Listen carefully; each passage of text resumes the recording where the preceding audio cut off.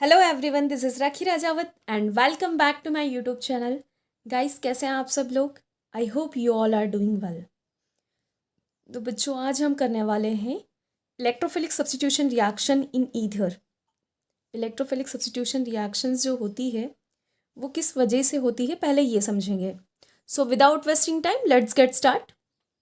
Electrophilic substitution, actually electrophilic का मतलब होता है इलेक्ट्रॉन लविंग, सब्स्टिट्यूशन का मतलब होता है एक ग्रुप वहाँ से हटता है और दूसरा ग्रुप वहाँ पर ऐड होता है, राइट।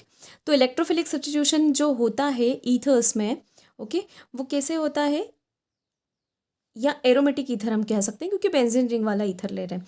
तो एरोमेटिक ईथर में अगर हम बात करें तो ये जो इलेक्ट्रोफिलिक सब्स्टिट्यूशन होता है वो ऑर्थो एंड पैरा डायरेक्टिंग होता है। ऑर्थो पैरा डायरेक्टिंग क्यों होता है, हमने फिनॉल में भी पढ़ा है कि ऑर्थो पोजीशन और पैरा पोजीशन पर, ऑर्थो पोजीशन पर और पैरा पोजीशन पर इलेक्ट्रॉन डेंसिटी बढ़ जाती है ड्यू टू द रेजोनेंस। तो रेजोनेटिंग स्ट्रक्चर देखेंगे और देखेंगे कि किस तरीके से रेजोनेंस की वजह से ऑर्थो और पैरा पोजीशन पर इलेक्ट्रॉन डेंसिटी एनहेंस हो जाती है। इसलिए ये जो एरोमेटिक ईथर है वो ऑर्थो और पैरा डायरेक्टिंग होते हैं। दैट मीन्स इनमें जो इलेक्ट्रोफिलिक सब्स्टिट्यूशन होगा वो ऑर्थो एंड पैरा डायरेक्टिंग होगा।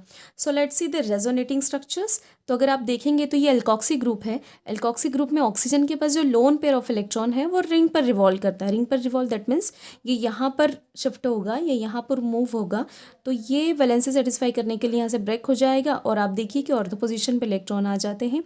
ऑर्थो पोजीशन पे इलेक्ट्रॉन मतलब यहाँ पर इलेक्ट्रॉन डेंसिटी रेजोनेंस में ज़्यादा होती है। ये अगर यहाँ मूव करेगा, ठीक है, तो यहाँ डबल बॉन्ड और उसके बाद में ये वाला यहाँ से वैलेंसी सेटिस्फाई करने के लिए ब्रेक हो जाएगा। यहाँ इलेक्ट्रॉन डेंसिटी बढ़ रही है, तो आप देखिए कि कौन सी पोजीशन है, ये पैरा पोजीशन है। तो पैरा पर अगेन इलेक्ट्रॉन डेंसिटी इंक्रीज हो रही है, फिर ये इलेक्ट्रॉन्स यहाँ मूव करेंगे, देन ये बॉन्ड ब्रेक होकर ये ऑर्थो पोजीशन पर इलेक्ट्रॉन डेंसिटी को एनहेंस करेगा। उसके बाद में ये यहाँ पर आएगा, अगेन आपको वही स्ट्रक्चर मिल जाएगा। तो अगर हम इस रेजोनेंस में देखें, ये first second fourth third fourth fifth सारे स्ट्रक्चर्स में, तो ऑर्थो और पैरा पोजीशन पर इलेक्ट्रॉन डेंसिटी क्या है, यहाँ पर ज़्यादा है। That is why the aromatic ether is ortho and para directing. तो सबसे पहले हम देखेंगे, सबसे पहला जो इसमें इलेक्ट्रोफिलिक सब्स्टिट्यूशन होता है वो होता है हैलोजिनेशन। ये टर्म्स हमने फिनॉल में भी पढ़ी है, हैलोजिनेशन। हैलोजिनेशन दैट मीन्स जो इलेक्ट्रोफाइल है वो क्या होंगे, हैलोजेंस होंगे। तो हैलोजिनेशन को हम देखेंगे।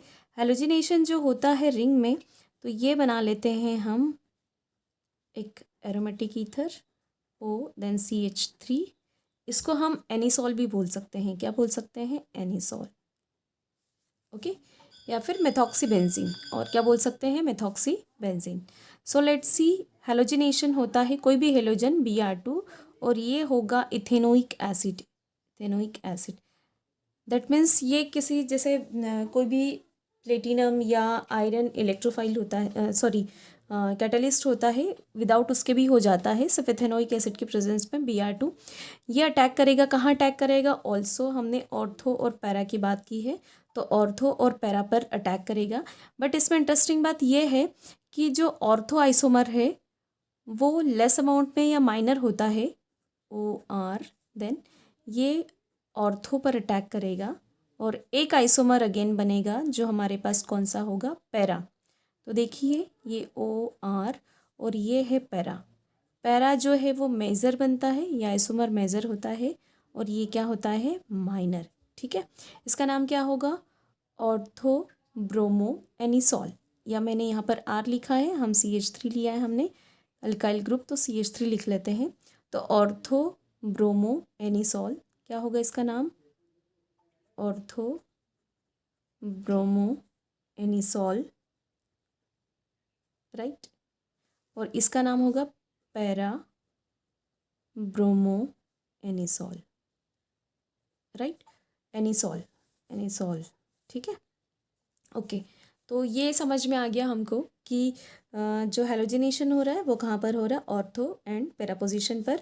जो पैरा होता है वो मेजर बनता है और जो ऑर्थो होता है वो माइनर, मतलब इसकी यील्डिंग ज़्यादा होती है, सीधे हम ये बोल सकते हैं, राइट। अभी हम देखेंगे सेकंड वाला। सेकंड वाला जो है वो होता है नाइट्रेशन। नाइट्रेशन कौन सा होता है, नाइट्रेशन। गाइज आपने पहले भी पढ़ा होगा जो इलेक्ट्रोफिलिक सब्स्टिट्यूशन होता है रिंग्स में, तो जो नाइट्रेशन है वो किसकी प्रेजेंस में होता है, ये होता है concentrated HNO3 and H2SO4, right. तो अभी हम नाइट्रेशन पढ़ेंगे। सो लेट्स सी, ये हमने लिया वही एनिसॉल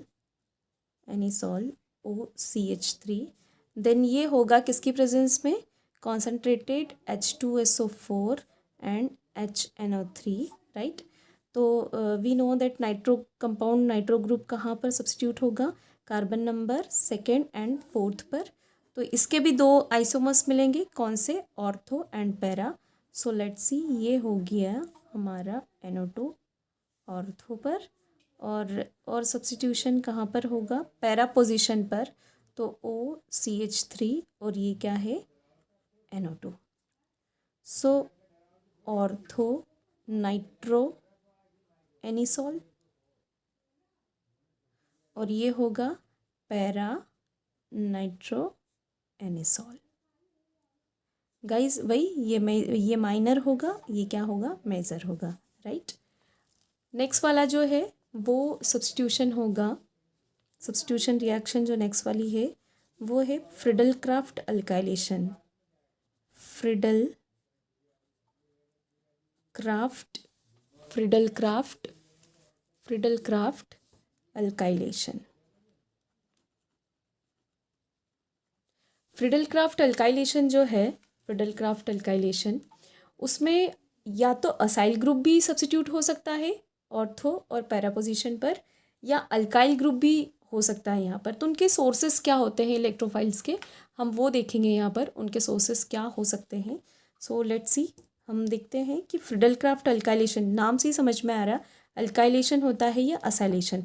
अल्काइलेशन के लिए जो सोर्स होता है इलेक्ट्रोफाइल का वो होता है हेलो एल्केन, और एसाइलेशन के लिए असाइल ग्रुप होता है। तो पहले हम देखेंगे अल्काइलेशन, फर्स्ट स्टेप में देखेंगे हम अल्काइलेशन। तो लेट्स सी, अल्काइलेशन में क्या होगा, ये हमने लिया अगेन हमारा एनिसॉल OCH3, और ये होता है एनहाइड्रस AlCl3 की प्रेजेंस में। अल्काइलेशन के लिए हम लेंगे CH3Cl, वही हेलो एल्केन है गाइस, क्या दिख रहा है आपको, ये हेलो एल्केन होता है ये, वही ऑर्थो और पैरा पोजीशन पर इसका सब्स्टिट्यूशन होगा। सो लेट्स सी, यहाँ पर OCH3, देन ऑर्थो पोजीशन पर क्या आ जाएगा, अल्काइल ग्रुप, तभी तो उसको फ्रिडल क्राफ्ट अल्काइलेशन बोलते हैं हम। फ्रिडल क्राफ्ट वही नेम रिएक्शन लाइक, और यहाँ पर O देन CH3, और ये पैरा पोजीशन पर क्या आ जाएगा, CH3। तो ortho and para, ortho para directing होता है, तो अल्काइल ग्रुप कहाँ पर है, ऑर्थो पर है, तो ऑर्थो मिथाइल एनिसॉल बोल सकते हैं इसको, पैरा मिथाइल एनिसॉल, राइट। अब हम असाइलेशन भी देख लेते हैं इसी में। Let's see the acylation again वही OCH3 एनिसॉल जिसको हम बोलते हैं, ठीक है। तो असाइलेशन देखिए, इसके लिए ये रिएक्शन भी होगी एनहाइड्रस AlCl3 की प्रेजेंस में, और इसके लिए लेंगे हम असाइल ग्रुप RCOCl या CH3COCl। यहाँ से क्लोरीन जाएगा, और ये जो ग्रुप है ना, ये कहाँ पर अटैच होगा, again ortho and para position OCH3, यहाँ पर हो जाएगा COCH3, क्या हो जाएगा, COCH3। तो ऑर्थो मिला हमको, ये यहाँ पर हो जाएगा एक ये पैरा कंपाउंड OCH3, देन यहाँ हमको मिलेगा COCH3, क्या मिलेगा, COCH3। सो गाइस, जो लास्ट वाली इक्वेशन है हमारी वो कौन सी है, फ्रिडल क्राफ्ट अल्काइलेशन। तो पहली वाली स्टेप हमने देख ली, फ्रिडल क्राफ्ट अल्काइलेशन में अल्काइल ग्रुप ऐड होता है, जो सोर्सेस क्या होता है इसमें, CH3Cl। तो ये कहाँ पर इसका सब्स्टिट्यूशन होगा, ऑर्थो पोजीशन पर और पैरा पोजीशन पर। और जो सेकंड वाला है वो क्या होता है, असाइलेशन इसका सोर्सेस क्या होता है, CH3COCl, ठीक है। ये भी कहाँ पर सब्स्टिट्यूट होगा, ऑर्थो पोजीशन पर और पैरा पोजीशन पर। ऑर्थो पोजीशन पर जो होगा उसका नाम क्या होगा, अब देखो यहाँ पर कीटोनिक ग्रुप है, तो ये कार्बन नंबर 1, ये कार्बन नंबर 2, ठीक है। तो हम इसको क्या बोलेंगे, 2-मिथॉक्सी, 2 पर क्या आ गया, मिथॉक्सी, 2-मिथॉक्सी एसीटोफिनोन, क्या कहेंगे इसको, 2-मिथॉक्सी एसीटोफिनोन। और ये होगा 4-मिथॉक्सी एसीटोफिनोन, 2-मिथॉक्सी एसीटोफिनोन, एंड ये क्या होगा, 4 मिथॉक्सी एसिटोफिनोन, राइट। तो अगर हम देखें सब्स्टिट्यूशन रिएक्शंस में, तो ड्यू टू द रेजोनेंस ये ऑर्थो पैरा डायरेक्टिंग होता है, जिसमें पहला वाला हेलोजिनेशन होता है, सेकंड वाला क्या हुआ नाइट्रेशन, और तीसरा क्या होता है फ्रिडल क्राफ्ट अल्काइलेशन। तो ये जो फ्रिडल क्राफ्ट अल्काइलेशन है, इसमें अल्काइलेशन के लिए ये ग्रुप होता है हमारे पास, और असाइलेशन के लिए होता है CH3COCl। So I hope guys कि ये स्ट्रक्चर्स आपको समझ में आएंगे, बहुत ही ईजी है, और इलेक्ट्रोफिलिक सब्स्टिट्यूशन रिएक्शन तो पूछी जाती है एग्जाम्स में। तो आई होप कि ये जो लेक्चर है आपके लिए हेल्पफुल रहा हो, और अगर हेल्पफुल रहा है तो please like share and subscribe to my channel. Thank you.